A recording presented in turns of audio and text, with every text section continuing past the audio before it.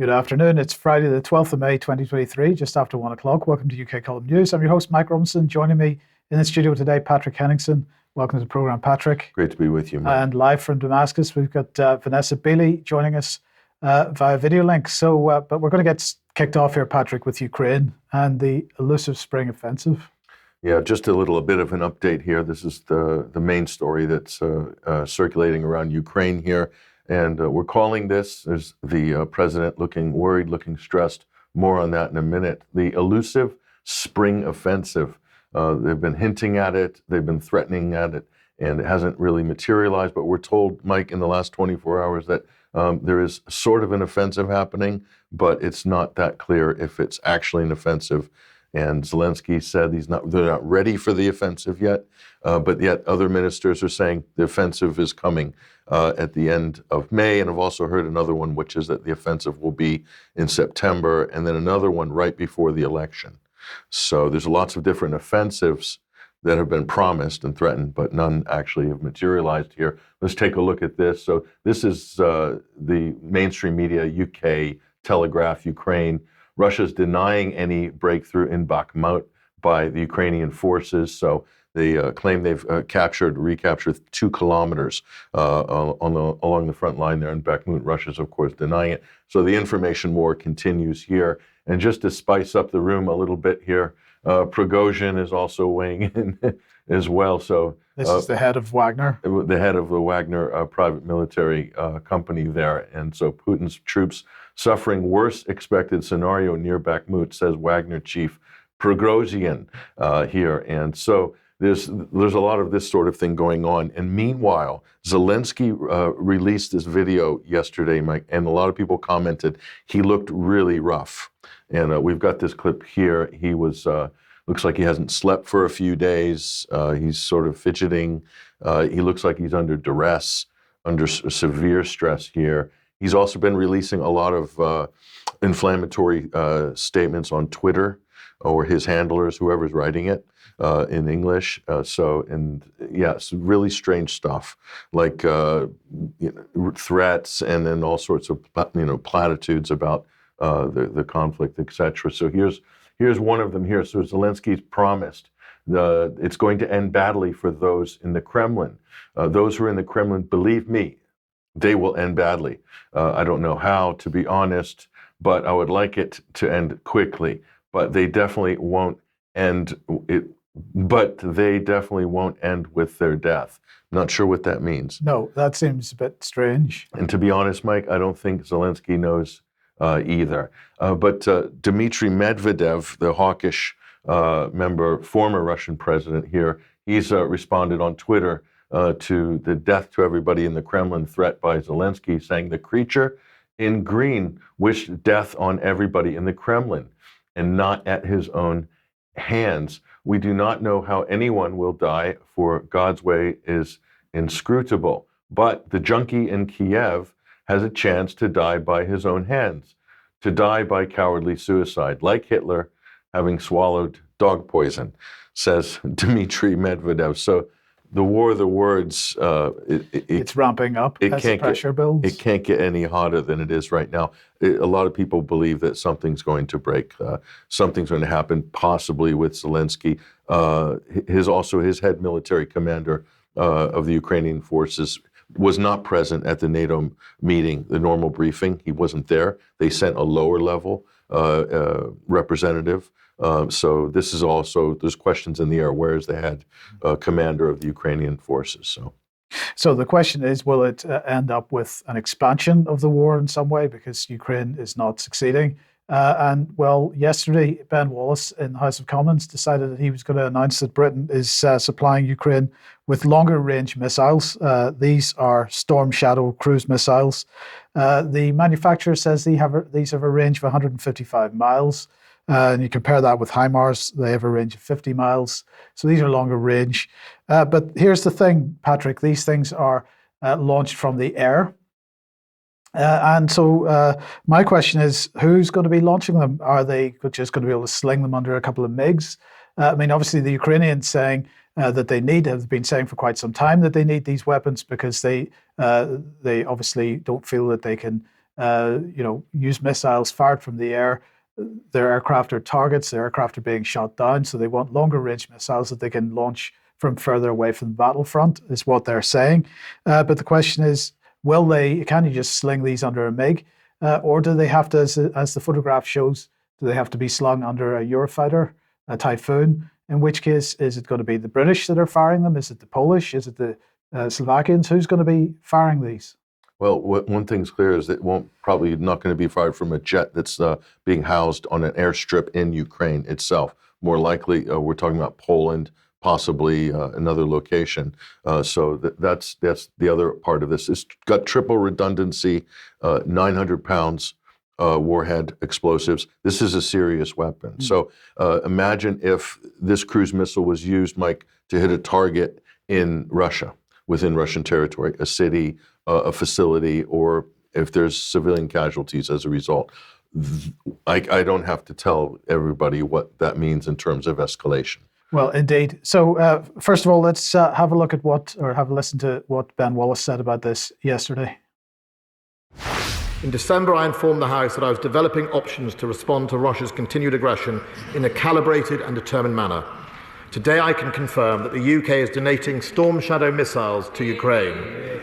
Storm Shadow is a long-range, conventional-only precision strike capability. It complements the long-range systems already gifted, including HIMARS and Harpoon missiles, as well as Ukraine's own Neptune cruise missile and longer-range missions elsewhere gifted. The donation of these weapon systems gives Ukraine the best chance to defend themselves against Russia's continued brutality, especially the deliberate targeting of Ukrainian civilian infrastructure, which is against international law.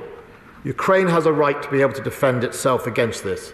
The use of Storm Shadow will allow Ukraine to push back Russian forces based within Ukrainian sovereign territory. I'm sure the House will understand that I'm not going into further details of the capabilities, but while these weapons will give Ukraine new capability, members should recognise that these systems are not even in the same league as the Russian AS-24 Killjoy hypersonic missile or Shahed Iranian one-way attack drones, or even the Caliber cruise missile with a range of over 2,000 kilometres, roughly 7 times that of a Storm Shadow missile. Russia must recognise that their actions alone have led to such systems being provided to Ukraine. It is my judgment as the Defence Secretary that this is a calibrated and proportionate response to Russia's escalations. So that's Britain's position. It's calibrated, its response. It's not so serious because it's only a seventh of the range of some of the weapons that Russia's using. But nonetheless, this is the Russian response from Dmitry Peskov. Russia is extremely negative about the supply of Storm Shadow long-range cruise missiles by Britain to Kiev. An adequate response will be required. And of course, the mainstream press this morning taking guesses as what is meant by an adequate response. What are your thoughts? I couldn't tell you, and I don't really want to even imagine what that might be. But this is on the back, Mike, of a number of provocations, and we also saw, leaked intelligence, a potential scrape between Russia and Britain that was basically didn't happen because a missile misfired on an airplane. I mean, these are the types of situations that we're now encountering. And I wouldn't put it past NATO to basically adopt this as a strategy of firing missiles at Russian positions, either in Donbass or maybe further from Polish airspace, or using the cover of Polish airspace in order to mount more sophisticated attacks by air like this. So, I mean, we are getting into a period of escalation here. So I think there's a lot to be worried about. Okay, so let's move on to NATO then, and their response to the arms situation. The NATO Defence Chiefs meeting was taking place over the last couple of days, and this is Admiral Sir Tony Radakin, the Chief of the Defence Staff, at that meeting. So they're talking about ongoing military support to Ukraine. They're talking about, Radakin was representing the UK in Brussels for the first time.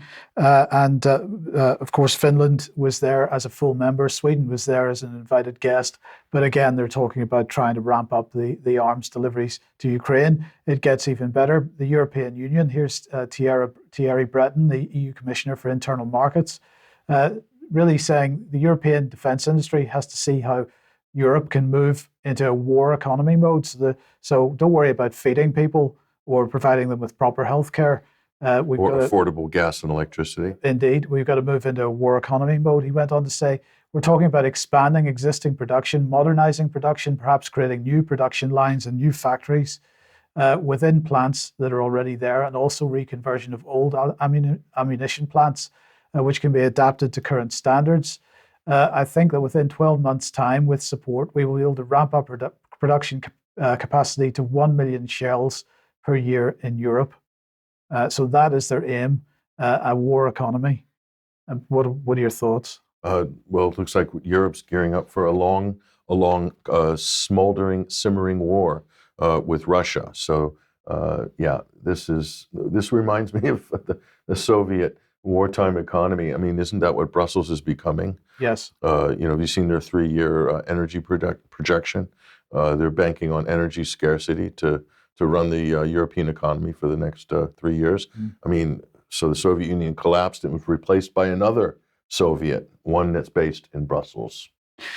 So, in an effort to maintain arms flows into Ukraine, James Cleverly, the Foreign Secretary, was in the United States earlier in the week, hugging and kissing Antony Blinken. They're both very keen to make sure that we all know how strong the US-UK relationship is. They were very keen that we all know how great the cooperation was between them in dealing with the evacuation of nationals from Sudan, and how very keen they are that that there's a negotiated settlement in Sudan. But unfortunately, they're not so keen that there's a negotiated settlement in Ukraine. So let's have a look at what Antony Blinken had to say. Well, good afternoon, everyone. It is a genuine pleasure to welcome my friend, Foreign Secretary James Cleverly, back to the State Department. We're also working hand in hand, as we have been for well more than a year now, to provide support for Ukraine as it defends its people and its territory against Russia's war of aggression. We applaud the UK's pledge to match in 2023 the $2.3 billion in military support that it provided to Ukraine during the first year of the war. In addition to training tens of thousands of Ukrainian soldiers, the UK is providing MLRS, Challenger 2 tanks, armored vehicles, anti-air missiles, and other military aid that will help equip Ukraine's defenders as they work to retake more of their nation's territory in the weeks and months ahead. So in the past, we've heard the Americans criticizing the British military and saying how rubbish it is, but certainly for this meeting in particular, the rhetoric has changed 180 degrees, it seems. But they went on to talk about how both countries are focusing on defending themselves from China, because China, of course, is the next big enemy that's coming along.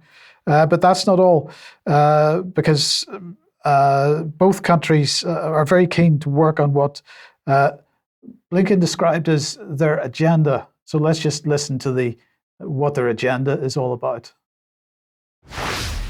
I think it's also important to note that even as we focused today, as we do, on Ukraine, on some of the challenges represented by our respective relationships with China, we equally focused on a much broader agenda, and that is the needs, the concerns, the imperatives for people around the world as they deal and as we deal with the impact of climate change, food insecurity, as I've already mentioned, energy insecurity, global health, trying to provide for more inclusive economic growth through work that we and partners in the G7, as we're preparing for the leaders meeting of the G7, can help advance and support.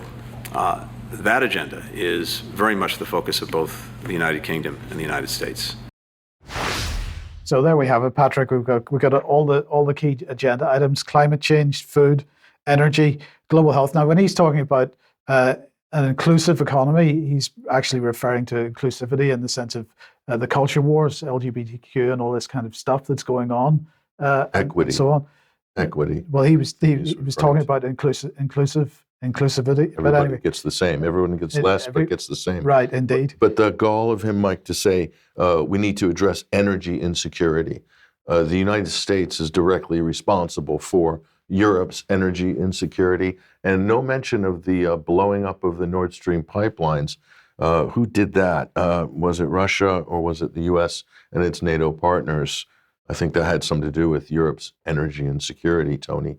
But the best quote of the meeting comes from James Cleverly. Are you ready for it? Here it goes. The world is a healthier, happier, safer, more prosperous place when the United Kingdom and the United States work closely together, and it's in our mutual interest to do so. It may be in their mutual interest, but I'm not certain about the rest of it. Vanessa, very briefly, is it just me that dies inside when I see a British Foreign Secretary make a statement like that? Because I don't see healthy and happy people around the world anywhere that the UK and the US have been in recent years. No, I mean, the hubris is quite extraordinary, really, isn't it? No, there's nothing I can add to that. I'm sure most people understand the irony of that. Yes, okay, thank you. So they can just shuffle the foreign secretary after a couple of months, right? Yes. So he's in there now. There was somebody else in there by the end of the summer. The bench isn't very deep, though, Mike. I think they've pretty much exhausted the bench on the Tory side. Yeah, well, indeed. Who's left? Where's all the young talent? Well, not in the House of Commons, but okay. Let's move over to across the Atlantic again, and Donald Trump. So this was an incredible a spectacle, is the only way to describe it. So CNN decided to do the unthinkable, to host a town hall meeting with Donald Trump. And it was incredible. I think they lined up one of their best assassins, Caitlin Collins, to shoot him down. It was a whole litany of gotcha questions. She had her sheets there and did everything from January 6th, his sex trial in New York, the unfinished wall, what else? Election denial, everything. It was just one after the other. And Trump somehow came out and wiped the floor on this. But they didn't get a chance to do any questions with the audience. I thought that's what a town hall was for. It was really it was a trap set up to basically slay Trump on national TV. It totally backfired on CNN. His supporters are doing a victory lap. And then other people are saying they should have given him a platform. How dare CNN give Donald Trump a platform? So his poll numbers went up consequently after that. But one thing he did do incredible. I mean, he gave some answers to some questions that shocked a lot of us, including on the Ukraine question. She tried to do the purity test on Ukraine. Who do you want to win, Donald Trump? Russia or Ukraine? Who do you want to win? Kept asking him. And the answer he gave, I thought was, it surprised a lot of people. But let's watch this clip. Would you give Ukraine weapons I was and impeached funding? by a crazy woman named Nancy Pelosi. But the question here is, would you give Ukraine weapons and funding if you were elected? I would sit down. Let me just put it a nicer way. If I'm president, I will have that war settled in one day, 24 hours. How would you settle that war in one day?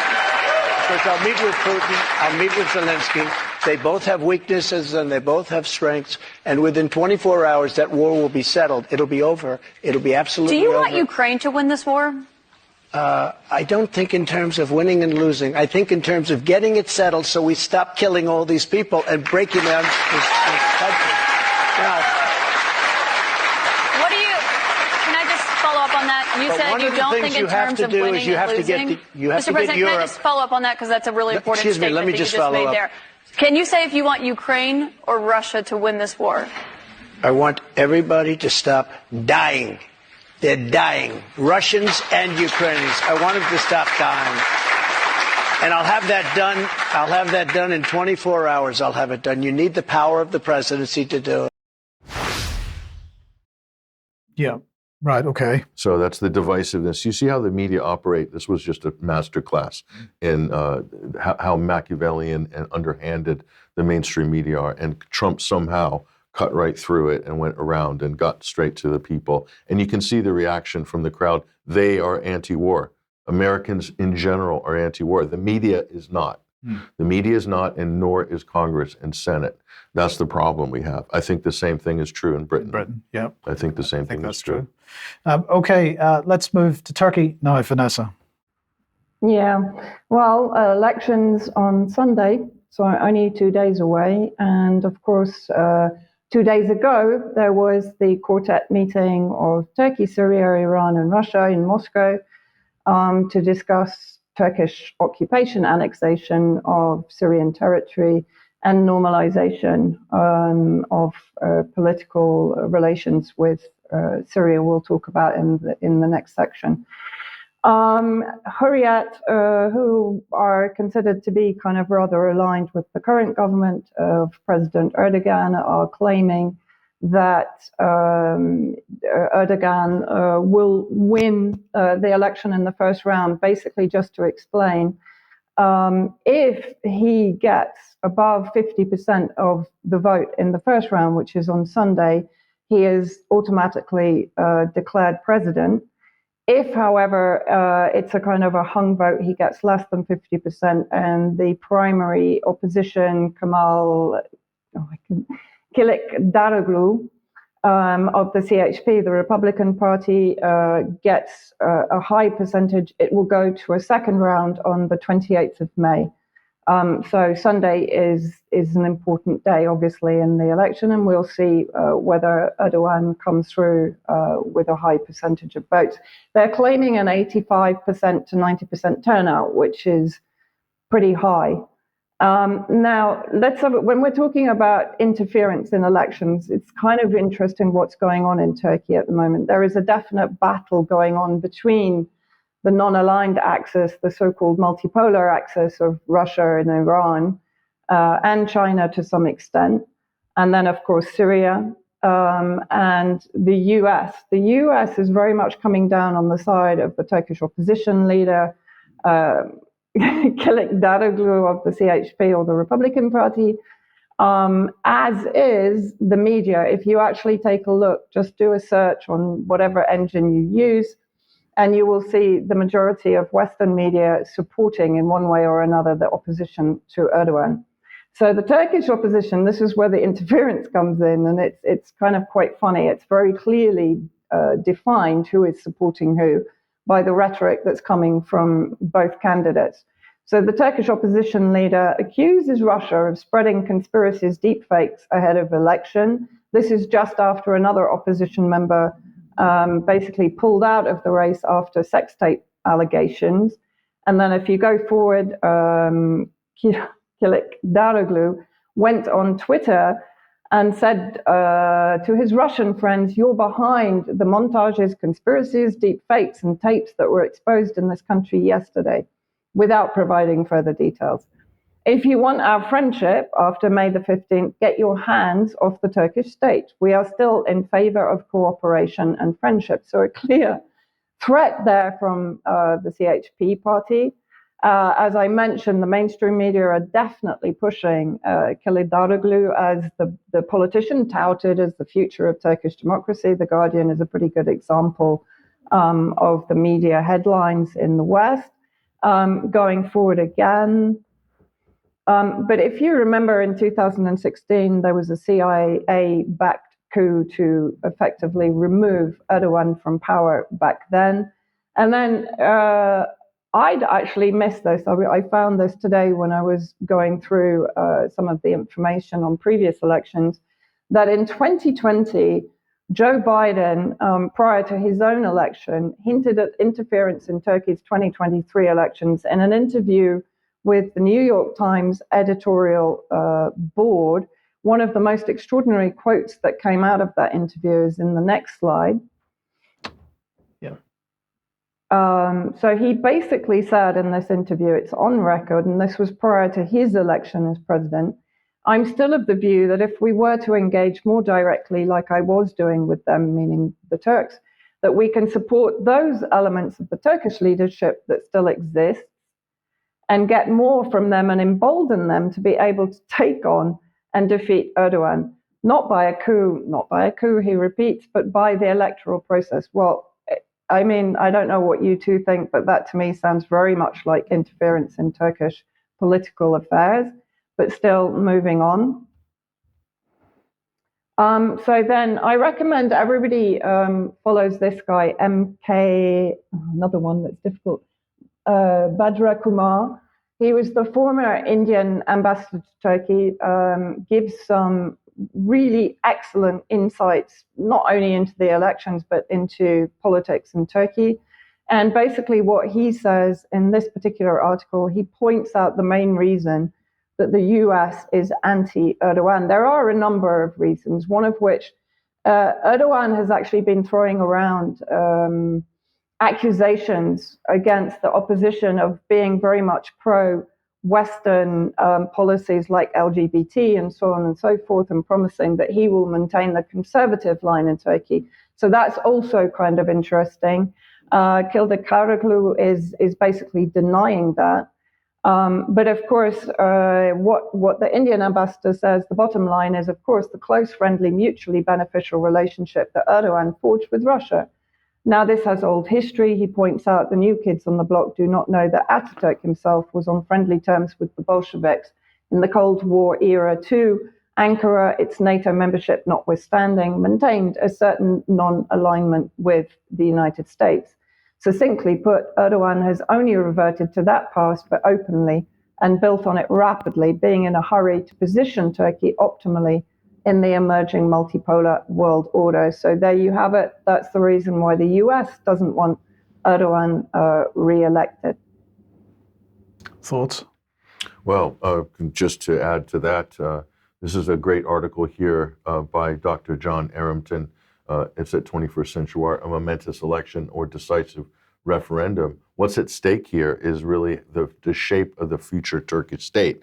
Erdogan and the AKP party have ushered in this kind of Islamicization, and really they've suspended effectively the Kemalist republic, and they've made it into, they want to make it into more of an Islamic state, not like ISIS per se, but like bringing Islam more into the center of political life and social society in Turkey. So this is a fundamental, if Erdogan, AKP, lose this election, that project could be wound down.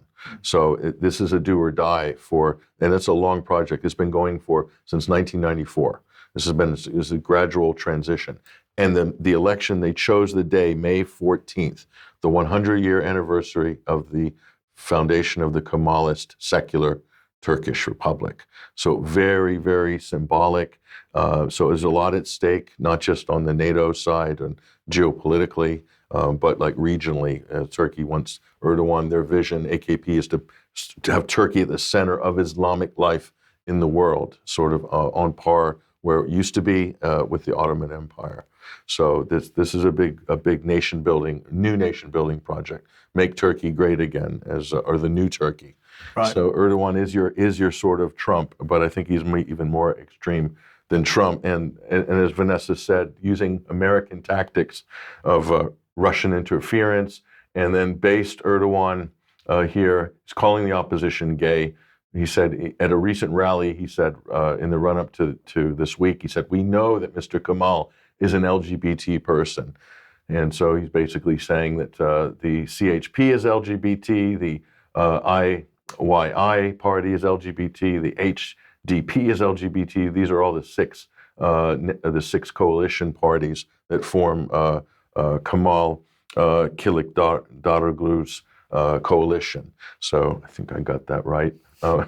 But so you can see he's really playing on this here and basically saying that as the People's Alliance, his coalition, we are against all this, and the family is sacred to us. A strong family means a strong nation.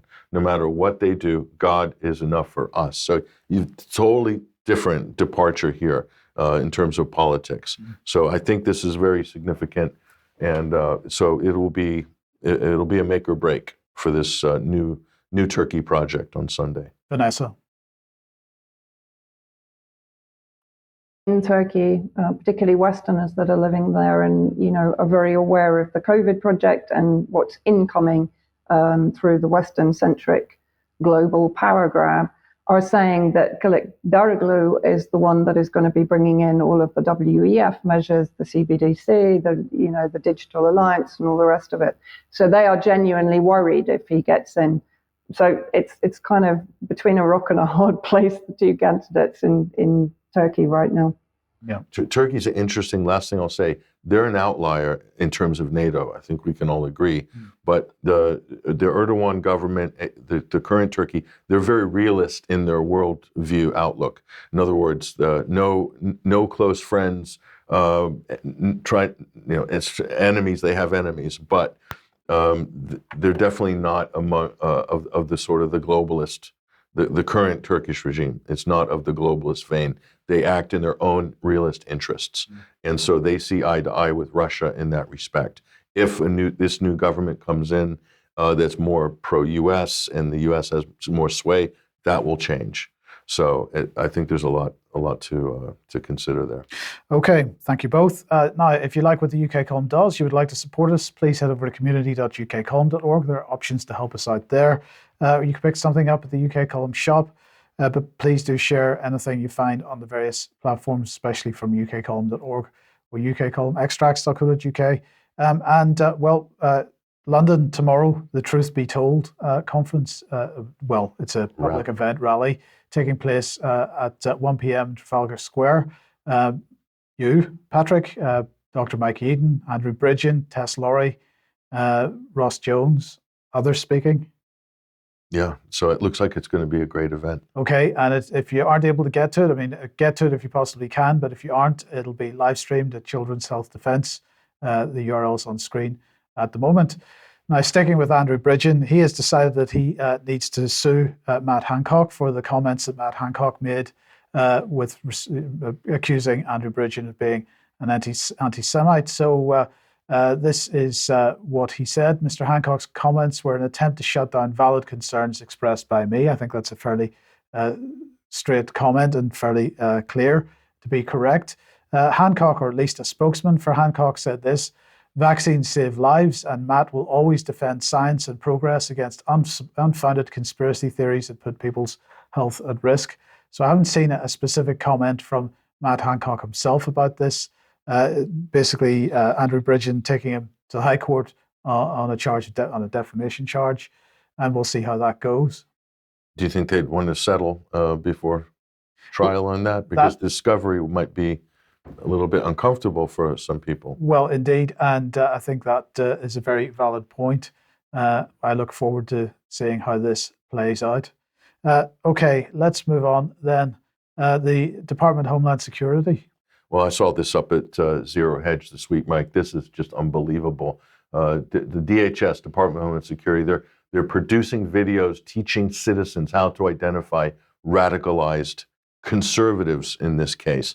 And so there was a FOIA request here. This is from America First Legal, and they've obtained these documents through FOIA requests from DHS, and they're meant to depict different scenarios in which, any of us as a citizen might encounter a potentially radicalized individual. And they include some of the screenshots from this document here. It's crazy if you look at this. So this one is a suburban housewife. And so she's become radicalized here. She's got pro-life leanings. And what do you do when you run into someone like Anne? And it gives you all these different scenarios here. So you suspect she might be radicalized. How do you interface with her? Should you report her? I mean, this is like East Germany sort of Stasi stuff here. And here's another one. How do you deal with, in this case, someone at the hair salon?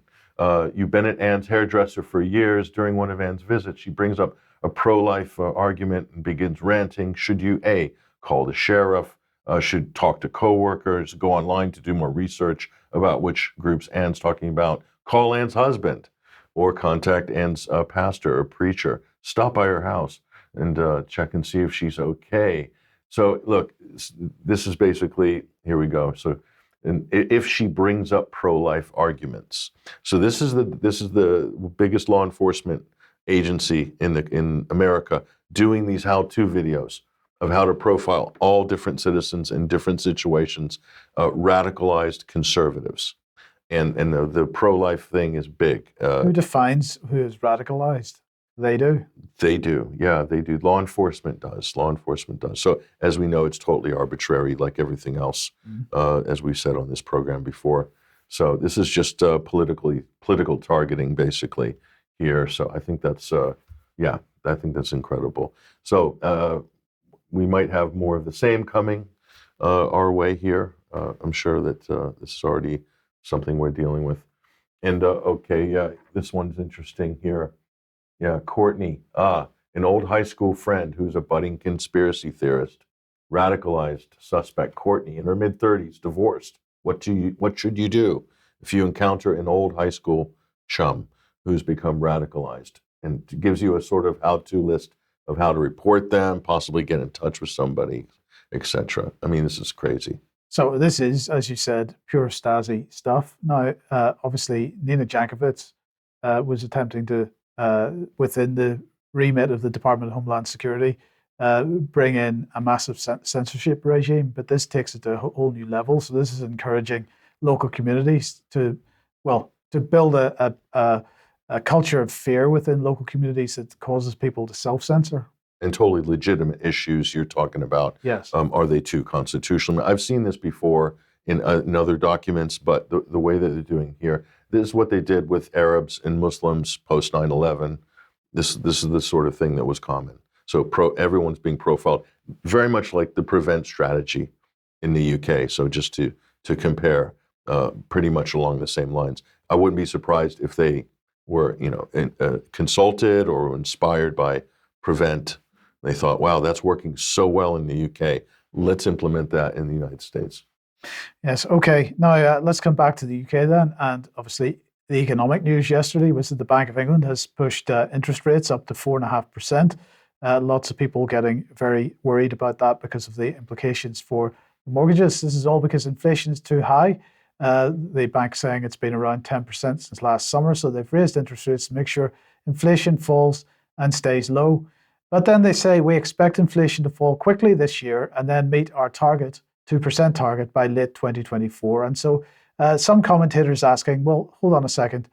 It's generally accepted that raising interest rates takes roughly 18 months to work its way through the system and have any major effect. So if they think that inflation is really going to start falling immediately, then why are they even doing this? But anyway, we'll come on to that a bit more in a second. Let's just look at what interest rates have done. As you can see, they were up around the 5-6% level around 2007, 2008. Then they collapsed to almost nothing as a result of the banking or the bailout of the banks in 2008. And since then, they've been bumbling along the bottom right up until, as we know, a couple of years ago when they started creeping back up again. And we're now back up to 4.5%. Well, this is the story that the Bank of England is saying that inflation is going to do. It's going to completely reverse itself and fall like a stone.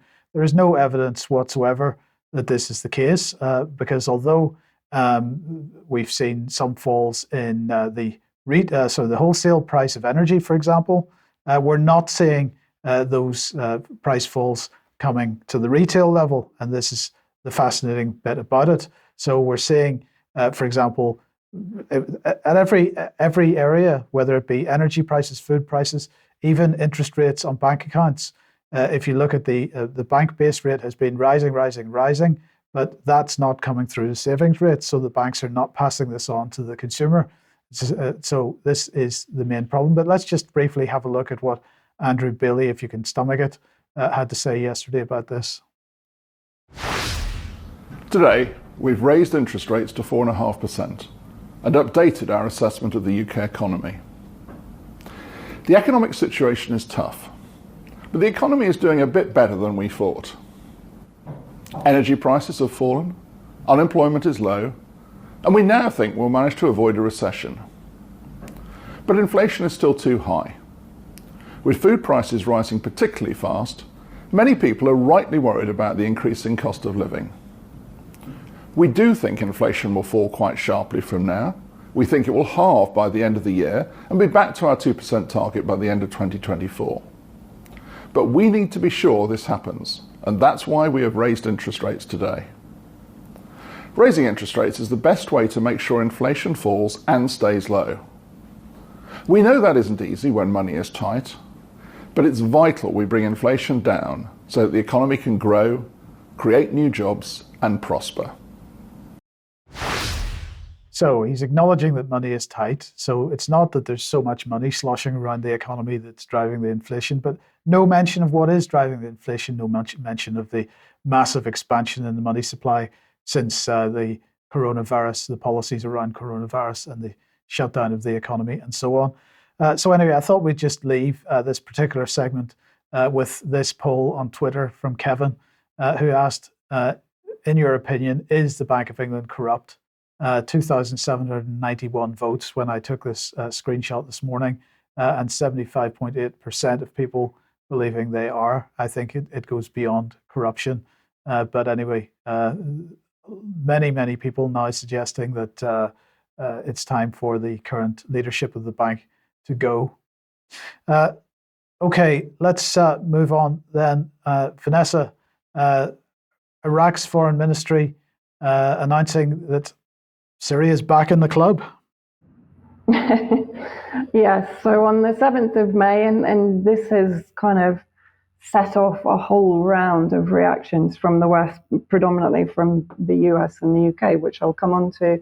The spokesman for Iraq's foreign ministry, Ahmed al-Sahaf, announced that the Arab foreign ministers who met on Sunday behind closed doors in Cairo have agreed on the return of Syria to the Arab League after nearly 12 years of suspension. I do have to add to this that many of these countries, Egypt and Saudi Arabia, Jordan, even Iraq, are also aware that they need to start pivoting east because their countries are liable to be targeted, particularly Egypt, with the explosion of events in Sudan and probably this kind of warfare to continue in Africa, as we've discussed before. But also a number of other events have gone on. It's difficult to cover all of them, but I'll take out the main ones.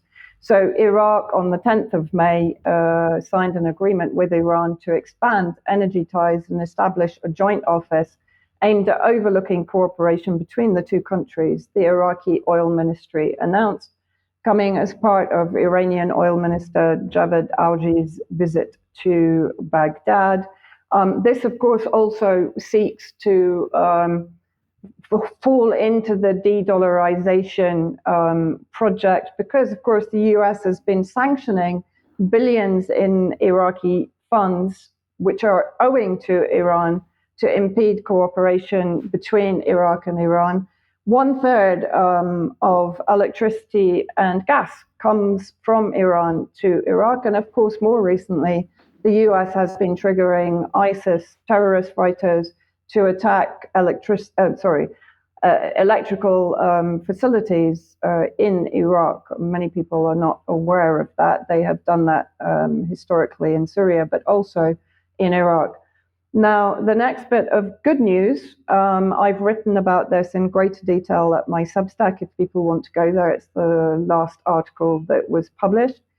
There is talk between Syria and Iraq of reopening the Kirkuk to Banyas pipeline. Now, historically, this pipeline was actually established in 1952 by the Bechtel Corporation, who were known probably for their savage exploitation of the 2003 unlawful aggression by the US and its allies against Iraq.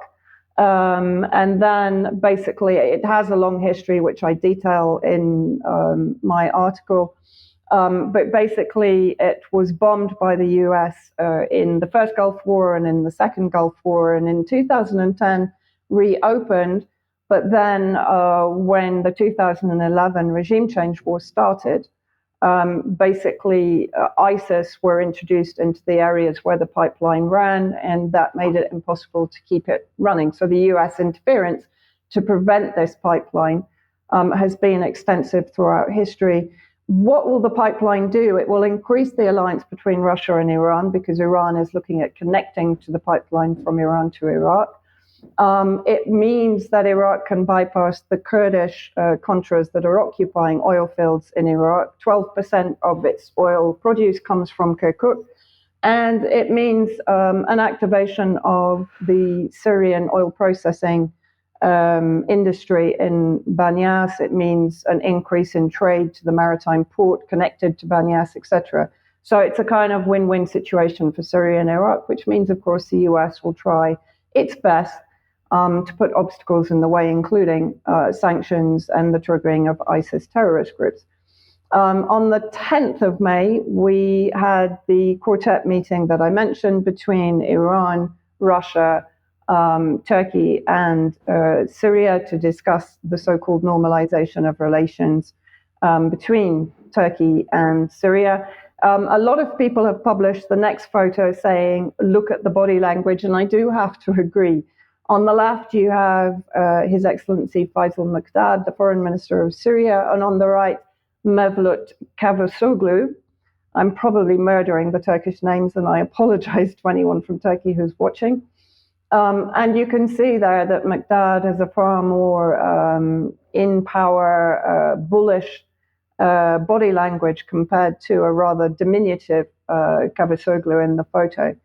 Now, of course, we also know that Syria has dug its heels in. It has the red line that it will not normalize relations without Turkish withdrawal, both of its own military and of its terrorist proxies from Syrian territory. But however, let's look at what Sergei Lavrov said after the meeting. The process of normalization of relations between Turkey and the Syrian Arab Republic opens up new opportunities for the Astana format, which was set up in 2017 to try and find a political resolution to the crisis in Syria. According also to the foreign minister's statements, there is to be a military quartet set up in Syria between the four countries to try and also resolve the military situation. That's not mentioned in these comments, but moving on to the next slide. Facilitating the safe and voluntary return of refugees to Syria is a key principle. Well, of course, it is also for Erdogan. 5 million Syrian refugees on Turkish territory. That's a big electoral campaign strategy to get at least 1 million of those refugees returned to Syria. A roadmap for a settlement in Syria should be prepared for the next meeting of the foreign ministries of Turkey, Syria, Iran, and the Russian Federation, and later it will be presented to the presidents. The launch of the Turkish-Syrian normalization process has a positive impact on the situation in the region and the Middle East as a whole, the reasons for which have been discussed previously, but obviously for NATO, the last thing they want is normalization between Syria and Turkey, hence the interference, in my opinion, in the elections in Turkey.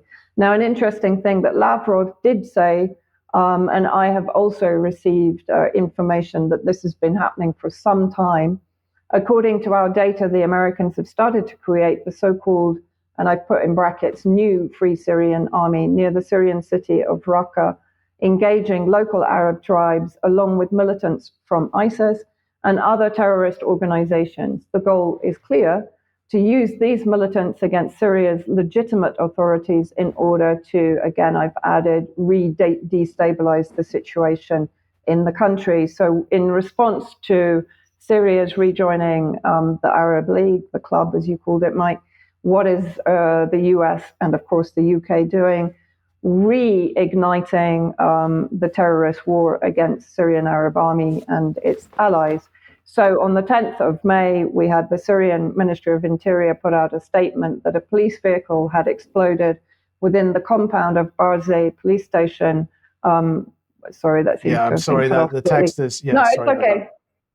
In Damascus. Now, until now, they haven't issued a statement as to what was the cause, but, you know, we've had on and off a number of terrorist sleeper cell IED attacks and detonations in Damascus, so that's another clear connection to the US displeasure. And then finally, US lawmakers introduce a bill to combat normalization with Syria's Assad. So let's have a look at what that bill entails. A bipartisan group of US lawmakers introduced a bill on Thursday intended to bar the American government from recognizing Bashar al-Assad as Syria's president and to enhance Washington's ability to impose sanctions, a warning to other countries normalizing relations with Assad. The bill would prohibit the government from recognizing or normalizing relations with any Syrian government led by Assad, who is under US sanctions, and expands on, I didn't understand how they could expand on, the Caesar Act, which imposed a tough round of sanctions on Syria in 2020 under the Trump administration. But here we go. The bill's provisions include a requirement that the Secretary of State provide Congress with a strategy for countering normalization with Assad's government, including a list of diplomatic meetings between Syria's government and Turkey the UAE, Egypt, and others, so that means also Jordan, Iraq, etc., every year for 5 years. The legislation would also pave the way for sanctions to be imposed on airports that allow landings by Syrian Arab Airlines and another carrier, Sham Wings. If passed, the bill would also require a review of transactions, including donations over $50,000 in areas of Syria held by Assad's government by anyone in Turkey, the UAE, Egypt, and several other countries. So, the US is a very sore loser. That's about the only comment I can make on that. Yeah. And the question I have is, what is the remedy for lifting sanctions against Syria? What does the U.S. want? Do they want them to hand over the keys to Damascus Gate to ISIS? Is that part of the requirement for lifting sanctions, or what? Have they articulated what they actually want? I mean, the amazing thing is, all of these measures are only going to hasten the de-dollarization. And as Marco Rubio said, as soon as de-dollarization comes in, their economic warfare becomes null and void, right? So just as they're complaining about how Russia's actions alone trigger the need to supply weapons to Ukraine, everything that they're doing in the region and in Syria is triggering exactly what they don't want to happen, which is pan-Arabism, the expansion of relations between regional countries with Iran, et cetera, et cetera. So everything they're doing is pushing Syria to do exactly what they don't want them to do. Or what they say they don't want them to do. Well, yeah. I mean, it's I might be being a bit cynical here, Vanessa, but I see them building an enemy for themselves. Yeah. The regime change is what they want. Yes. Yeah. That's what they want. They want regime change. That's it. That's the condition for lifting sanctions. Get rid of the government. Well, yeah, absolutely. And so what they'll do, of course, is they'll try to annex other parts of Syria. So if they bring in the opposition candidate in Turkey, potentially they will try to get him to annex northern territory. They will continue pouring millions into the northwest, into Abu Jalani, into their cleaned up Al-Qaeda leader party. And then in the northeast, they'll try and annex territory, which Victoria Nuland has already spoken publicly about, for the so-called autonomous region for the Kurdish countries. So, yeah, if they can't achieve regime change, what they'll achieve is the control of almost all borders of Syria by hostile states and a centralized, marooned Syria. Yep. Yes. Okay. Thank you, Vanessa. Thank you for that. Now let's move back to the United States, Patrick. And Mark Anderson's been talking about the border issues in Texas over the last several weeks, but it seems to be coming to a head. Yeah, we talked about European immigration issues, and also in Republic of Ireland, a very controversial topic at the moment there as well. But this thing in America is shaping up to be something epic. So they're bracing for the repeal of Title 42. Title 42, and by the way, this photo is from a caravan in 2021. This wasn't from CNN's website, which is juxtaposing those two. Okay. But Title 42 basically allowed the government and the Border Patrol to restrict and halt the flow of immigrants from the southern border because of COVID, to stop the spread of disease. Okay, so they're repealing that along with the other mandates and vaccine restrictions to fly into the U.S. So there's hundreds of thousands of migrants poised to come into the United States, and not just from Central America, from a total of 120 different countries. Okay, and among them, you see they're estimating there's 20,000 Chinese, there's 10,000 Russians, there's 20,000 from the Middle East, different countries basically. So you coming through this port. So unfettered immigration possibly here. So this is what the scene looks like in American cities. The outgoing mayor, Lori Lightfoot, declares a state of emergency over migrants arriving in Chicago. We've reached breaking point. She'll be cycled out of power any day now. But this is typical here. New York, similar problems here. Now, when you go down south into Texas, it's an even bigger issue. They're expecting the numbers could be upwards of 1 million, okay, in the coming weeks and months because of this. So here's a video clip from El Paso, Texas. This is a major border crossing. And just watch it just to get an idea. This is an American city. But go ahead and roll this clip.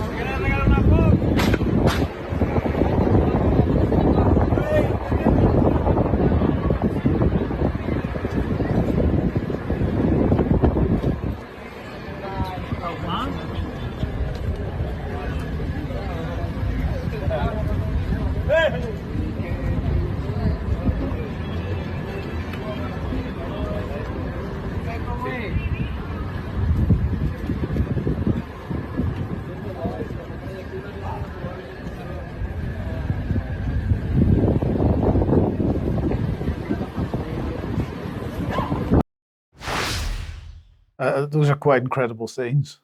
So a lot of you'll see similar scenes like this in Seattle, downtown Los Angeles. The other San Francisco comes to mind, obviously. Not all from migrants, Mike, but homeless people as well, and people with substance abuse problems and things like that. So, you know, America's cities are already at breaking point, especially Democrat-run cities. That's not a partisan remark. It's just a fact. It's just a statement of fact. So they want Democrats are advocating for basically open borders. They said let them all in, and we'll deal with them once they're inside the country. And there's even Democrat lawmakers that want to let them in without checking their identity or papers or anything like that. So think about the gang problems coming, MS-13s and a whole myriad of other gangs coming from Honduras, El Salvador, Guatemala. Drug cartel activities is already a huge human trafficking element to this, which is a multi-billion-dollar industry per year industry, the human trafficking industry. So, and again, and then the charities are there waiting at the border, and the NGOs to take them into their loving arms. Umpteen Catholic charities, loads of Soros-funded NGOs as well. So there's a whole political element to this that's undeniable. And I think this is probably going to be one of the most contentious election issues for the upcoming election. So brace yourself. Okay, and we'll end today coming back to the UK. And this is a bill which is going through Parliament at the minute, the Retained EU Law Revocation and Reform Bill.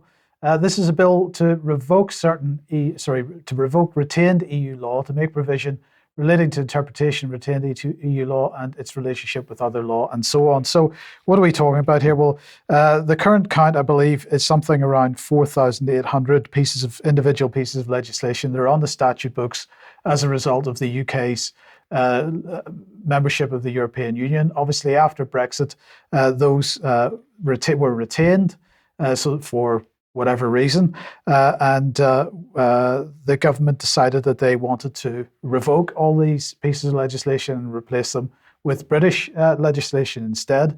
A number of people, mostly on the Remain side of the argument, had figured that this was going to cause problems because lots of law would drop through the cracks, would be missed, and would fall off the statute book altogether.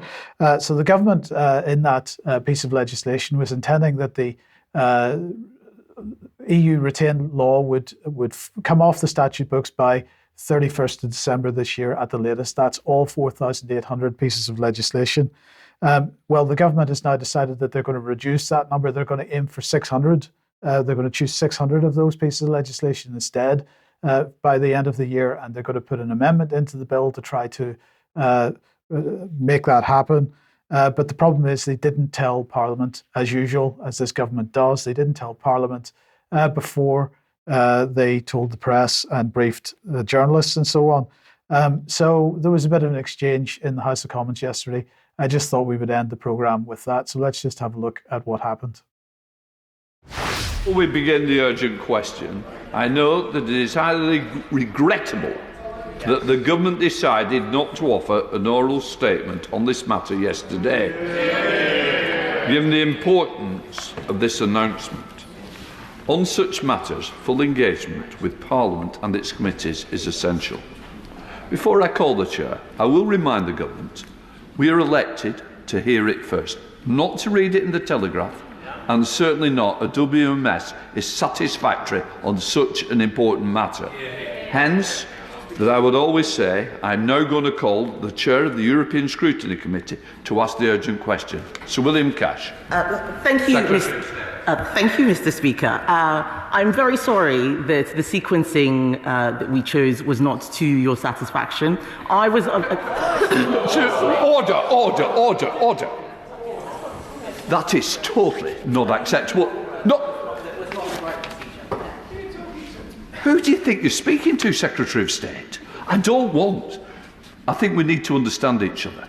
I am the defender of this House and these benches on both sides. I am not going to be spoken to by a Secretary of State who is absolutely not accepting my ruling. Take it with good grace and accept it that members should hear it first, not a WMS or what you decide. These members have been elected by their constituents and they have the right to hear it first. And it is time this government recognised we're all elected, we're all members of Parliament, and use the correct manners. Secretary of State. He was a bit... Oh, I've never seen him that lively before. Well, that might be his high water mark, I think. Yeah, his high water mark. Enthusiasm. Yeah. So, but it is an important point. This particular government doesn't, I'm not just talking about Rishi Sunak, but going back to Liz Truss and Boris Johnson before them, they have systematically used the press in order to release this type of news instead of going to the House of Commons. And it's been a common theme that they've been criticised for that, but they don't want to follow the rules. Well, okay. What about our democratic values and traditions? What happened to all that? We no longer live in a democracy, Patrick. That's what happened to all that. Anyway, we'll leave it there for today. Thank you very much, Patrick and Vanessa. Thank you for joining us. We will be back in a few minutes for some extra, but just be Vanessa and me today. And we'll see you then. Otherwise, have a great weekend. And we'll be back as usual at 1 p.m. on Monday. Bye-bye.